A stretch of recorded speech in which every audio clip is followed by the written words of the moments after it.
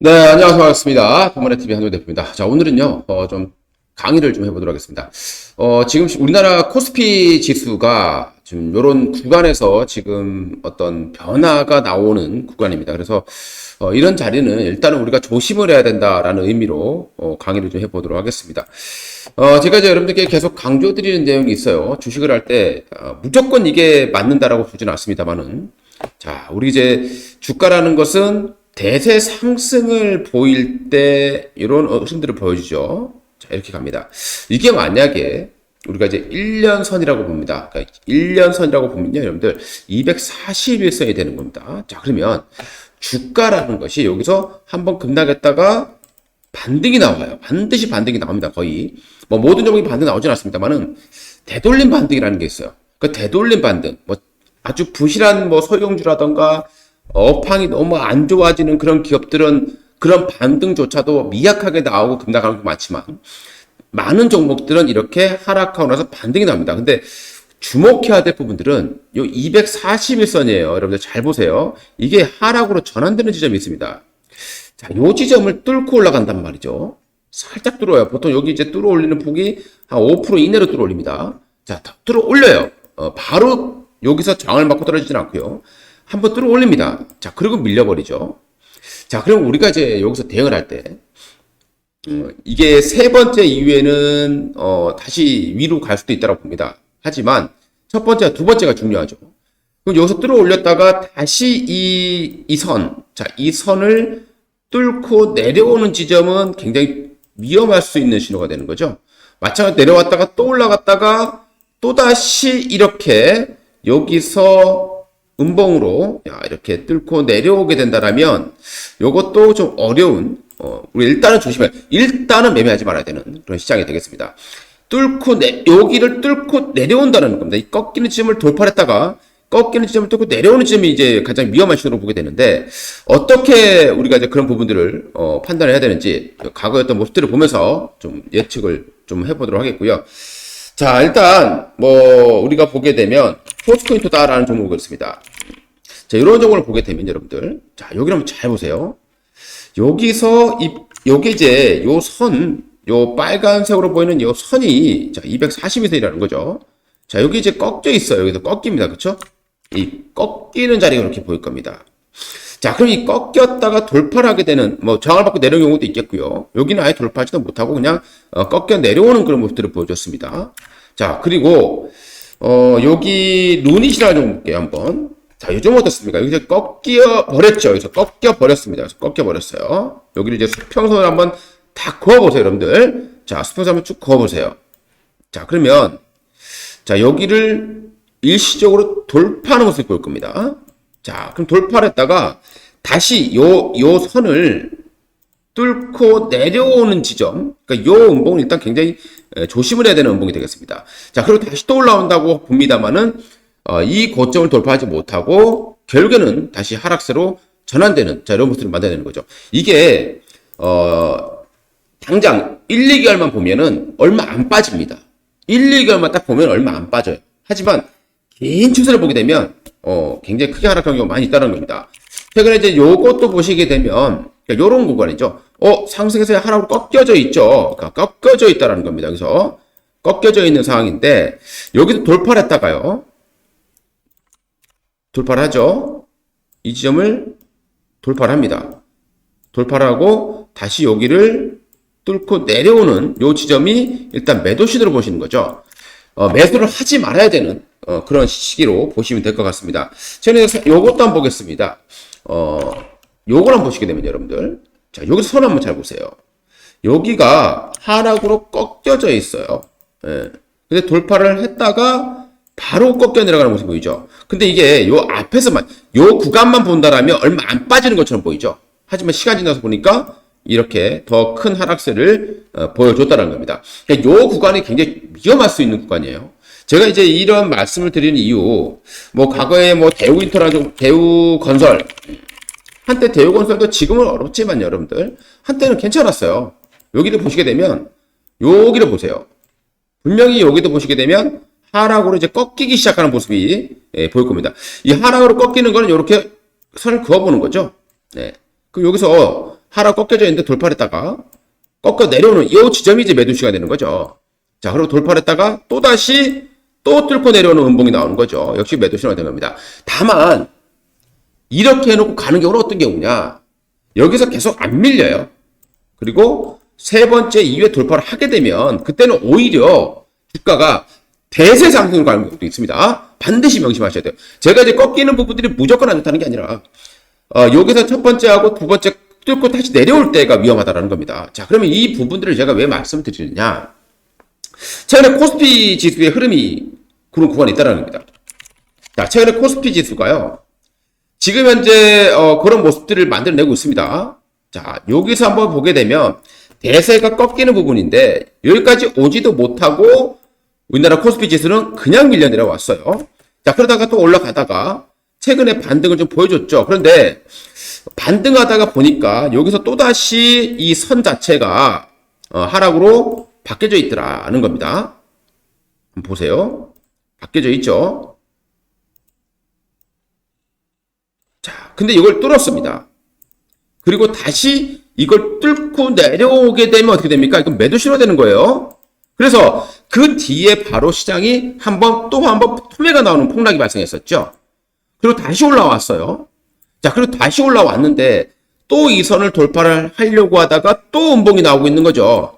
그럼 이 저항대를 좀 돌파하지 못하고 있다라는 모습들이 보일 겁니다. 자, 그러면 여기서 다시 241선을 하향 돌파를 하게 된다면 이거는 굉장히 위험할 수 있는 신호가 되는 거고 이런 시장에서는 일단 매수를 하지 말아야 되는 겁니다. 자, 그러면 언제 매수를 하겠습니까, 여러분들? 자, 그러면 이걸 매수를 할 수 있는 시장은 언제냐? 이런 흐름들이 만들어져야 되겠죠?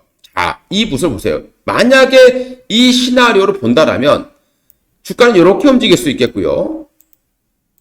이 선을 다시 뚫고 내려오게 되면 밀립니다, 여기까지. 최소 여기까지 밀려요. 그러니까 최소 밀릴 수 있는 부분이 여기입니다. 뭐 그 이후 더 밀릴 수도 있겠지만 그러면 여기서 만약에 세 번째 이후에 계속해서 안 빠지고 버티면서 그 후에 올라갈 때는 시장이 좋아질 수 있는 겁니다. 자, 그런데 지금처럼 이렇게 다시 이 꺾이는 선을 돌파했다가 다시 밀려 내려오는 구간이 만들어진다면 이 선은 일단은 조심을 해야 된다는 거 꼭 명심하시기 바라겠고요. 저런 구간에서는 일단 종목이다라고 보면 일단 사지 말아야 되는 거예요. 이게 그날 하루하루 일주일 이 정도 흐름 봤을 때는 위험해 보이지 않습니다. 전혀 위험해 보이지 않아요. 왜냐하면 주가는 올라가 있기 때문에 거기서 어느 정도 지지를 만들어주기 때문이죠. 그런데 시간이 지나서 보면은 그 부분이 저항대가 돼서 안 좋게 진행되는 경우들이 굉장히 많았다라는 거를 꼭 여러분들 체크를 해주시기 바라겠고요. 최근에 이제 국내 증시가 반등세를 보였어요. 현대차, 뭐 삼성전자 반등세를 보인 거죠.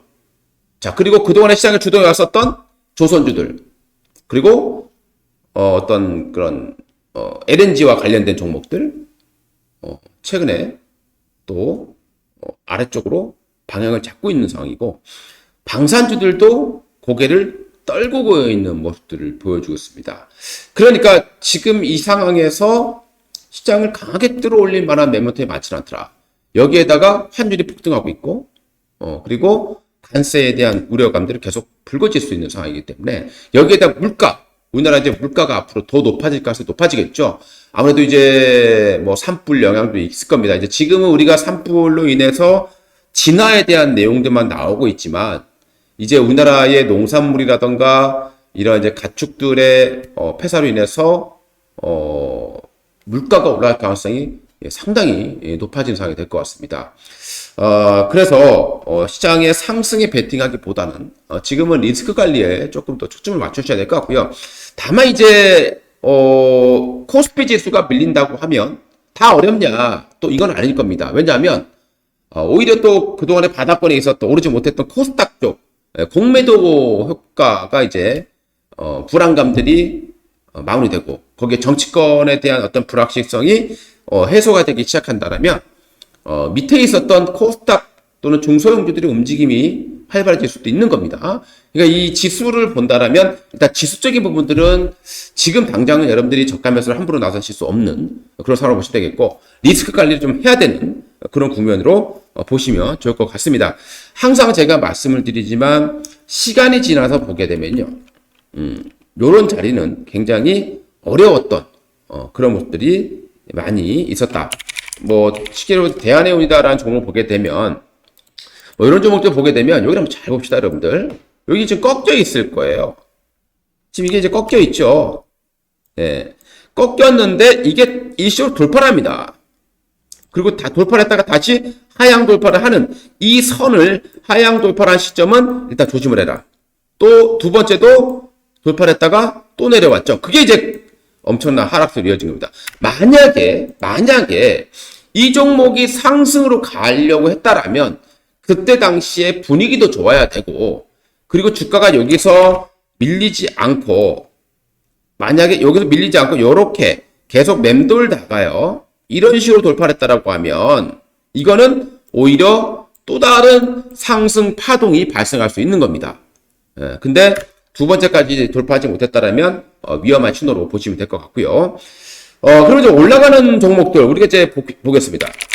하나엔진이라는 종목 볼게요.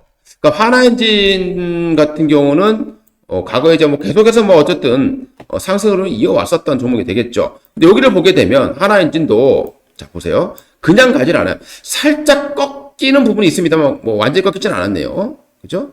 이게 이제 완전히 꺾여 있지는 않습니다. 그죠? 이게 이제 완전히 꺾이기 시작했다라면, 이렇게 꺾이기 시작했다라면 상당한 시간이 걸리겠죠. 근데 이제 그런 부분들을 만들지 않고 주가 올라와줬고요. 그 다음에 이제 뭐 우리 현대차라는 종목을 한번 보겠습니다. 그 현대차의 모습을 보게 되면은, 그럼 올라갈 때는 어떻게 올라가느냐? 자, 보세요. 여기에 계속 걸리는 구간입니다. 예. 근데 이제 걸려있는 구간인데, 여기서 이제 여러 번 이제 매물 소화를 해 나가면서 돌파를 했고, 밀리지 않고 또 돌파를 했고. 근데 이제 여기서 얼마 가지 못하고 여기를 뚫고 내려온 거죠. 예. 그러니까 이제 주가는 대세하락 국면으로 접어들게 되는 그런 상승이 만들어졌습니다. 자, 그리고 이제 최근에 현대차가 주가가 반등을 했지만은 역시 여기서 걸려주는 그런 모습들이 발생한 거죠. 항상 우리가 조심해야 할 때는 저런 자리에서 주식을 절대 매수하면 안 된다라는 거 다시 한번 말씀을 드리고 싶어서 여러분들께 이제 제가 이렇게 말씀드린 거고요. 올라갈 때의 모습을 한번 볼게요. 그럼 이 종목을 보게 되면 올라갈 때의 모습을 한번 보자. 올라갈 때의 모습을. 그러면 이제 그동안에 이 종목을 한번 보게 되면 계속 하락이죠. 뭐 계속 하락인데, 최근에 좀 올라가는 그런 모습을 보여줬고. 근데 이제 쭉 보게 되면 어디서 그럼 걸렸느냐, 어디서 이 하락이 걸렸느냐를 잘 보십시다. 결국에는, 이 종목은 뭐 계속 하락이네요. 그냥.